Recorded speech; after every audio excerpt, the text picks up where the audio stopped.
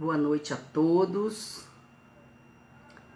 Meu nome é Nacleides, trabalhadora voluntária da Casa de Francisco, e estou aqui para comentar um trecho do Evangelho segundo o Espiritismo. É um prazer muito grande estar aqui hoje à noite. Agradeço a presença de cada um que aceitou o convite de refletirmos juntos sobre o tema a cólera nessa noite. E esse tema da cólera, ele faz parte do capítulo 9, Bem-aventurados os brandos e pacíficos. E faz parte do item 9 e 10. Esses dois itens, que faz parte da cólera. Então sejam todos bem-vindos. Para quem não me conhece, eu repito, agora que as pessoas estão chegando, meu nome é Nacleides, trabalhadora voluntária da Casa de Francisco. O tema de hoje à noite é a cólera.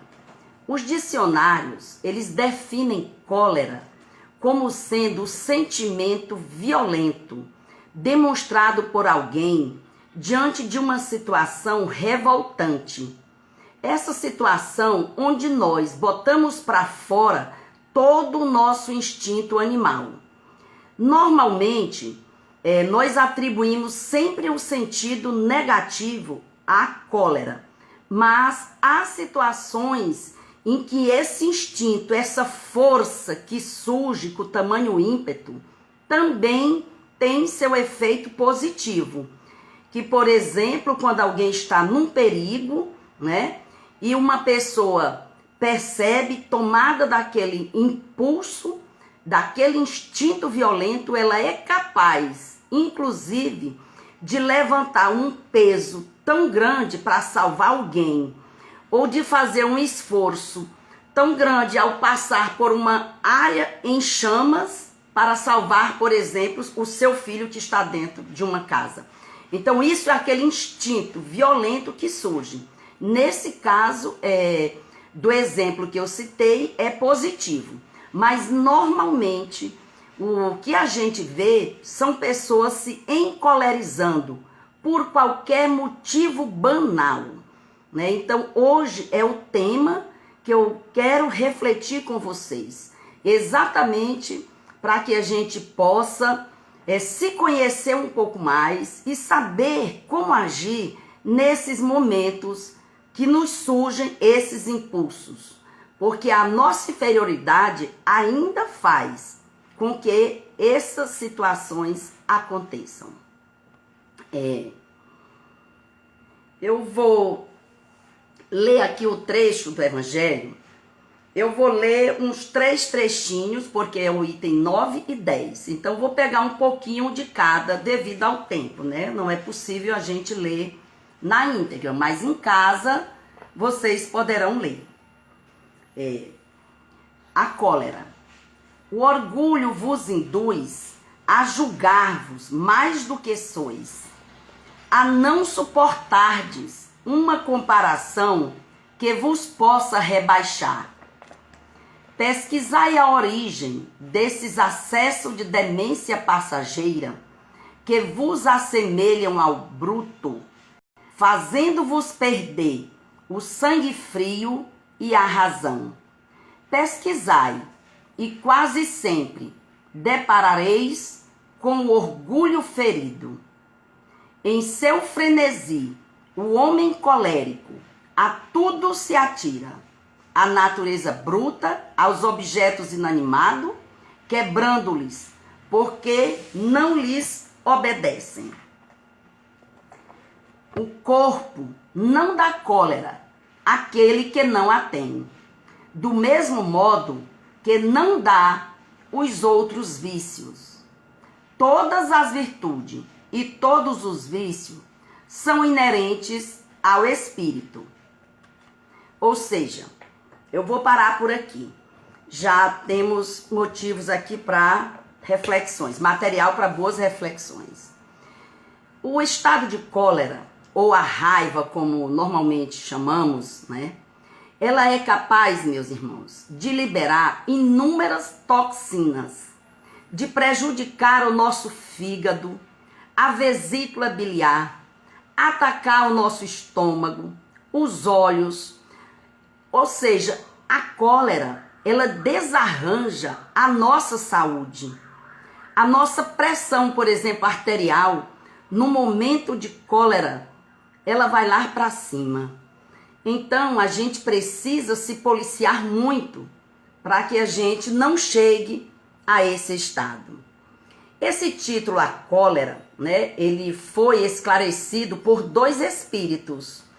Um se identificou como espírito protetor, ou seja, esses trechos que eu li, parte foi de um espírito protetor e o outro foi de um espírito chamado Hahnemann. Hahnemann viveu na Terra entre 11 de abril de 1755 e 2 de julho de 1843. Ele nasceu na pequena cidade de Meisner, na Saxônia. Chamou-se Christian Friedrich Samuel Hahnemann. E ele foi o criador da homeopatia, né? Esse sistema terapêutico baseado no princípio de que os semelhantes curam os semelhantes, né? E em obras póstumas, sob o título Missão, Minha Missão, Kardec relata um curto diálogo com esse espírito, através da médium senhorita Jafé, em 7 de maio de 1856, no qual lhe pergunta se ele confirma a sua missão, já anunciada por alguns outros espíritos. Kardec narra ainda outra conversa com o mesmo espírito, ou seja, numa demonstração de que Hahnemann, ele foi um dos participantes da codificação do espiritismo. E aí o Kardec pegou uma mensagem dele e trouxe para dentro do evangelho, né? Neste capítulo, neste item chamado a cólera. Tem outros, mas esse aqui é o que nós estamos estudando hoje, né? Foi Hahnemann que trouxe para nós, além do espírito protetor. E nessa mensagem sobre a cólera, ele começa falando sobre a falsa ideia, né? Ainda muito aceita nos dias de hoje, de que não se pode modificar a própria natureza. O que leva o homem a nem cogitar de se reformar-se interiormente. Aquela síndrome da Gabriela, né? Que diz assim, eu nasci assim, você sempre assim, Gabriela. Ou seja, é uma música muito conhecida aí do pessoal da minha faixa etária, né? Por daí para trás, né? Conhece essa música, né? Porque na realidade, isso não é uma verdade. A gente ficou cantando essa música durante muito tempo e a gente acaba acreditando que porque é a mesma coisa daquele ditado que diz assim, o pau que nasce torto morre torto. E isso não é verdade. É só você observar as plantas. Quando você planta, a planta começa a arriar para um lado, a pender, de repente você bota uma escora, faz uma amarração e a planta segue reta. Ou seja, ou pelo menos melhora bastante. Então, nós nascemos para a evolução. Então, não podemos ficar com essa síndrome de que porque nascemos dessa forma, seremos sempre assim. Isso não é verdade. Hahnemann, ele termina exatamente na mensagem dele dizendo assim, dizei, pois, que o homem ele só permanece vicioso porque o quer, mas que aquele que deseja corrigir-se sempre o pode fazer. De outra maneira, a lei do progresso não existiria para o homem, entendeu? Ou seja, a mãe de toda cólera que a gente percebe, se formos à raiz, como nos diz o Evangelho, é o orgulho. Esse vício da alma, ele nos leva a crer que somos mais importantes do que realmente somos. Isso faz com que tenhamos a mínima calma diante das situações que nos são adversas. Ou seja, nossa tolerância fica ínfima. Em seu estado colérico, o homem a tudo ele se atira. Como falou o Evangelho, natureza bruta, os objetos inanimados, acaba quebrando porque os objetos não lhe obedecem. Veja que insanidade. se ele pudesse, se a gente pudesse gravar, filmar uma pessoa no seu estado realmente colérico, para que ela visse depois, com certeza, ela não se reconheceria. Ela dizia, meu Deus, como fui capaz de fazer isso? Como fui capaz de uma atitude dessa? Então, meus irmãos, outra coisa interessante, a gente precisa prestar atenção que a boca fala do que está cheio o nosso coração. Isso está lá em Mateus.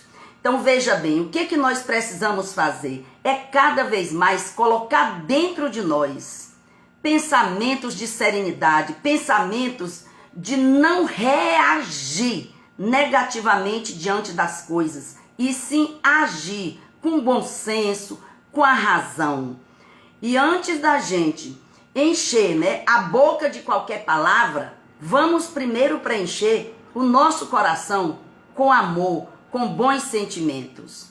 Então, meus irmãos, procuremos serenar os nossos corações e, seguindo as palavras do Cristo, não vamos deixar que o sol se ponha sobre a nossa ira. Não, nós podemos nos modificar. A doutrina do Cristo deixa claro que a nossa conduta depende unicamente da nossa vontade. A vontade é quem predomina. Nós podemos ser melhores, basta que queiramos. A ciência espírita, desmistificando a origem da cólera, ela tira do corpo físico toda a preponderância nessa questão e nos demonstra que colérico é o espírito que carece de evolução. Porque, e diante, por exemplo, desses grandes acessos de cólera, como nós devemos agir, como devemos nos comportar? Perante a cólera, meus irmãos, nada é mais conveniente do que o silêncio.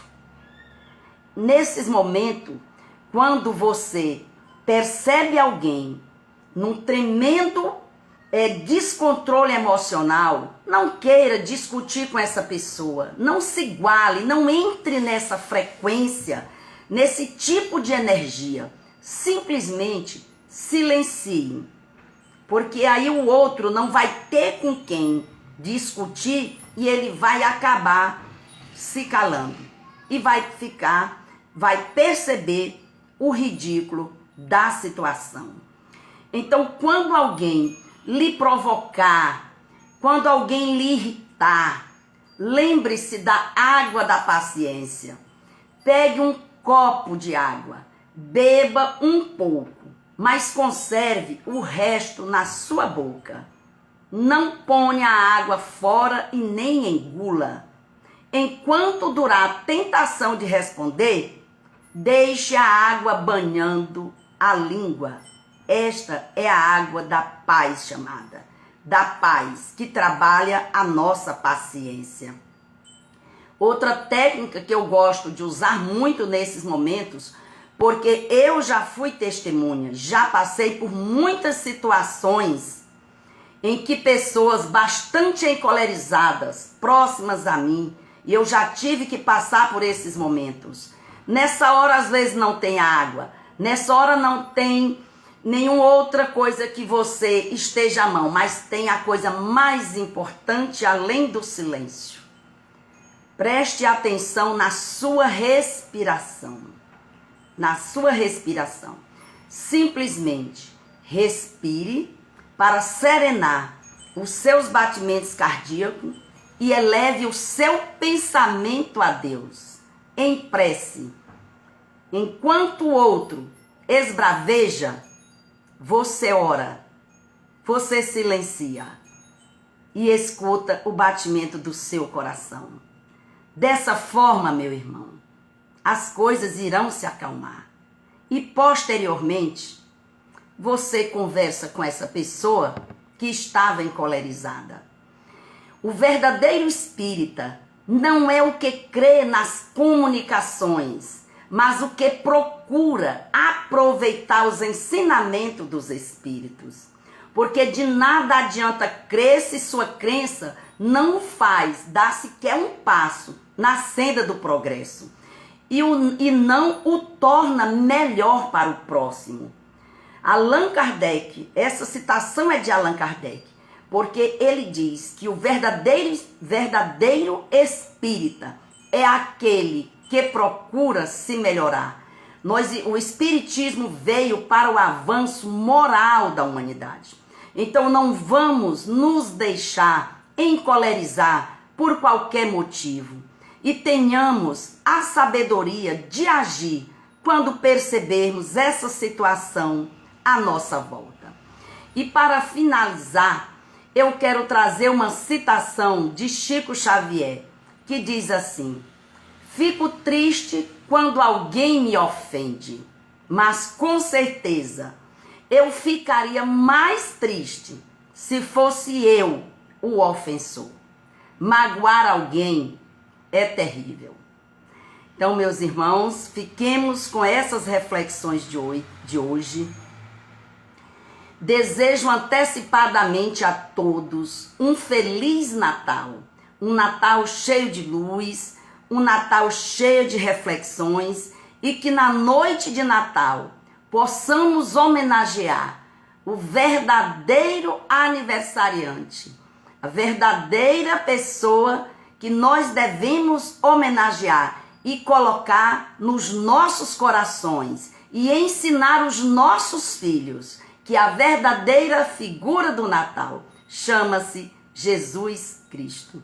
Paz e bem a todos.